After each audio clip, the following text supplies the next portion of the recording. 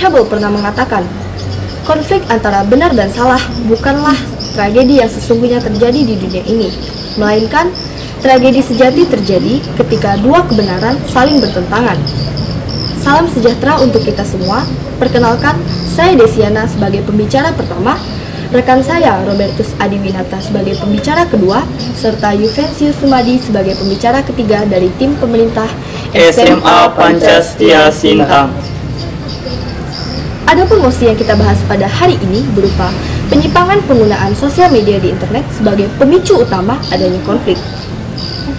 Kami sangat setuju terhadap mosi yang menyatakan bahwasannya penyimpangan penggunaan sosial media di internet sebagai pemicu utama adanya konflik. Karena dapat kita lihat, konflik yang banyak terjadi akhir-akhir ini disebabkan oleh penyimpangan penggunaan sosial media yang tersebar melalui YouTube, Instagram, Facebook, Twitter, dan sosial media lainnya. Sebelum masuk ke dalam argumen kami, saya akan menyampaikan beberapa definisi. Adapun definisi konflik menurut Kamus Besar Bahasa Indonesia, konflik adalah percekcokan, perselisihan, dan pertentangan. Menurut Daniel Webster, konflik didefinisikan sebagai persaingan atau pertentangan yang terjadi antara pihak-pihak yang tidak cocok satu sama lain dan keadaan atau perilaku yang saling bertentangan. Selanjutnya, definisi dari sosial media. Menurut Wikipedia, sosial media atau media sosial adalah sebuah media daring yang dimana para penggunanya dapat dengan mudah berpartisipasi, berinteraksi, dan berbagi tanpa dibatasi oleh ruang dan waktu. Dengan penggunaan sosial media yang mudah dan tidak dibatasi oleh ruang dan waktu, maka dengan penggunaan sosial media yang mudah dan tidak dibatasi oleh ruang dan waktu, maka penyimpangan penggunaan sosial media dapat menjadi pemicu utama adanya konflik. Seperti yang kita tahu, sosial media tidak dapat dipisahkan dalam kehidupan kita sehari-hari. Khususnya pada masa sekarang ini, sosial media sangatlah membantu kita dalam menjalankan aktivitas sehari-hari dalam berkomunikasi dan berinteraksi dengan sesama. Tetapi pada masa sekarang ini juga banyak orang yang menggunakan sosial media dengan tidak bijak. Contohnya seperti menjadikan sosial media sebagai wadah untuk menyebarkan ujaran kebencian, menyebarkan berita hoax, dan menjadikan sosial media sebagai sarana untuk membagikan hal-hal negatif. Adapun contoh-contoh kasus atau permasalahan yang terjadi akibat penyimpangan penggunaan sosial media. Contohnya adalah kasus Sugi Nur Rahaja atau Gus Nur yang ditangkap pada hari Sabtu 24 Oktober 2020 di rumahnya yang terletak di Kecamatan Pakis, Kabupaten Malang, Jawa Timur. Gus Nur ditangkap karena kasus penghinaan dan pencemaran nama baik terhadap organisasi Nahdlatul Ulama atau NU yang tersebar dalam bentuk video melalui YouTube. Kasus ini terkena Pasal 28 ayat 2 dan Pasal 27 ayat 3 Undang-Undang ITE yang kami lansir dari suarajatim.id. Contoh kasus lainnya adalah tersebarnya hoax terkait Omnibus Law Rancangan Undang-Undang Cipta Kerja. Presiden Jokowi mengatakan masyarakat telah termakan oleh hoax yang sedang viral di sosial media mengenai Omnibus Law Rancangan Undang-Undang Cipta Kerja. Seperti sudah dijelaskan oleh pembicara pertama kami, bahwasanya konflik terjadi karena penyimpangan penggunaan media sosial. Contoh kasus konflik yang terjadi di media sosial adalah kasus Gus Dur. Gus Dur ditangkap di kediamannya Pakis, Malang, Jawa Timur. Yang kami lansir dari suarajatim.com.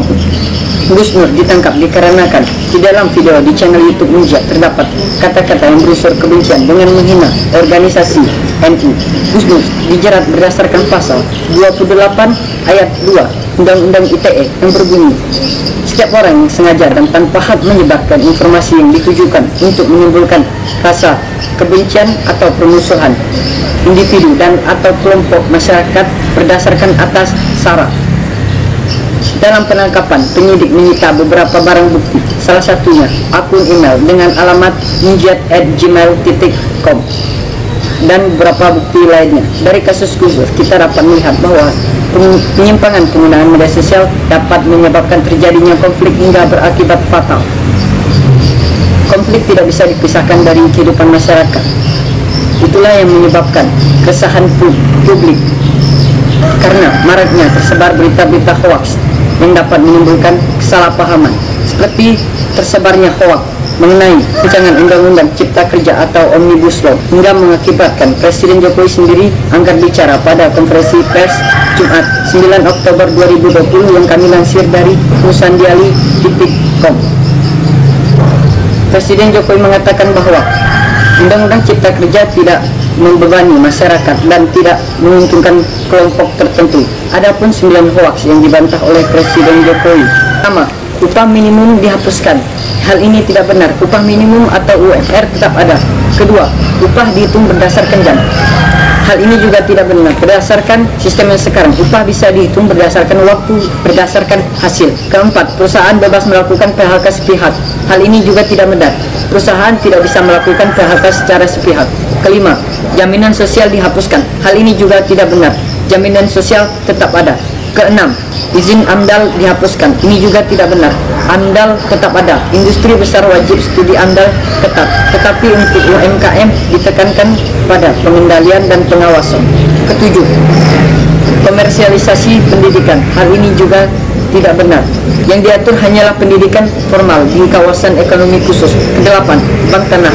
Hal ini juga tidak benar. Kesembilan, pencabutan wewenang Pemda. Undang-Undang Cipta Kerja tidak melakukan sentralisasi.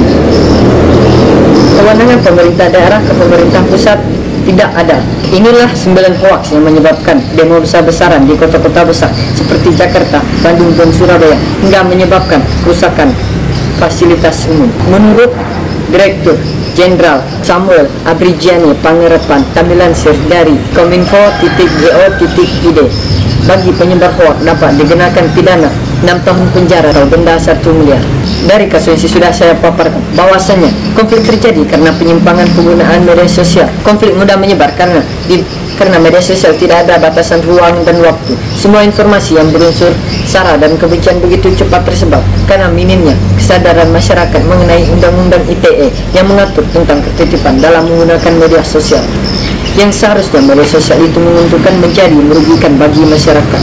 Kembali saya tegaskan, saya sangat setuju dengan mosi kami penyimpangan penggunaan sosial media di internet sebagai pemicu utama terjadinya konflik.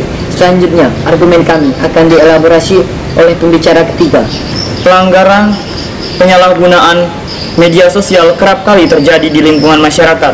Hal inilah yang bisa berakhir pada konflik, yang mana hal ini telah dipaparkan oleh pembicara pertama serta pembicara kedua dari tim kami. Penyalahgunaan media sosial akan terus berlanjut. Hal ini dikarenakan media sosial tidak memiliki batasan ruang dan waktu, sehingga hal inilah yang mempermudah siapa saja untuk mengakses media sosial yang mereka punya dengan menggunakan jaringan internet yang ada. Sebenarnya, media sosial diciptakan untuk mempermudah masyarakat untuk berbagi informasi. Namun sangat disayangkan sekali, penyalahgunaan sering terjadi di atas namakan karena penggunaan media sosial. Hal ini terbukti dengan kasus-kasus yang telah disampaikan oleh pembicara pertama serta pembicara kedua dari tim kami. Contoh, yang pertama, kasus Gus Nur. Gus Nur ditangkap di kediamannya di Kecamatan Pakis, Kabupaten Malang, Jawa Timur, karena penghinaan terhadap organisasi Nahdlatul Ulama. Dan yang kedua, kasus hoax terkait Omnibus Law atau rancangan Undang-Undang Cipta Kerja yang tersebar di media sosial. Hal inilah yang membuat Kepala Badan Pemelihara Keamanan Polri Irjen Agus Adrianto menyatakan bahwa kelompok-kelompok yang tidak bertanggung jawab menggunakan media sosial sebagai pengganggu stabilitas masyarakat. Hal ini terbukti dengan tersebarnya berita hoax dan juga konten-konten yang bersifat negatif. Kasus-kasus tersebut juga menimbulkan terbentuknya Undang-Undang ITE yang mengatur tentang penggunaan media sosial. Seperti contoh pada pasal 28 ayat 2 yang menyatakan bahwa setiap orang dengan sengaja tanpa hak menyebarkan informasi yang ditujukan untuk menimbulkan konflik dan permusuhan antar individu dan kelompok yang akhirnya berdampak pada SARA. Meskipun telah dibentuknya undang-undang yang mengatur tentang penggunaan media sosial, banyak sekali masyarakat masih melanggar undang-undang tersebut. Hal ini dikarenakan minimnya kesadaran masyarakat tentang pentingnya menaati peraturan serta undang-undang yang telah dibuat oleh pemerintah, dan juga masyarakat kurang bijak dalam menggunakan media sosial yang mereka punya. Dari sinilah kita bisa mengambil kesimpulan bahwa konflik sosial tidak terpisahkan dari masyarakat, terutama konflik yang terjadi karena penyalahgunaan media sosial. Hal inilah yang membuat keresahan publik karena media sosial yang digunakan sering membawa hoaks dan juga ujaran kebencian yang biasanya menimbulkan terjadinya kesalahpahaman dan juga tersebarnya konten-konten negatif. Presiden Republik Indonesia Joko Widodo dalam rapat koordinasi nasional Forum Kerukunan Umat Beragama mengatakan bahwa kehidupan beragama saat ini kian berat dan beragam, lebih dengan hadirnya media sosial yang sering membawa hoaks dan juga ujaran kebencian. Hal inilah yang membuat kami dari tim Pro yakin, hal inilah yang membuat kami dari tim Pro sangat setuju dengan mosi pada kali ini, yang mana penyimpangan penggunaan media sosial di internet adalah pemicu dari konflik sosial. Kami dari tim Pro menyatakan dengan tegas bahwa kami setuju terhadap mosi, bahwasanya penyimpangan penggunaan media sosial di internet adalah pemicu utama terjadinya konflik. Demikianlah argumen-argumen yang telah kami sampaikan. Sekian dan terima kasih.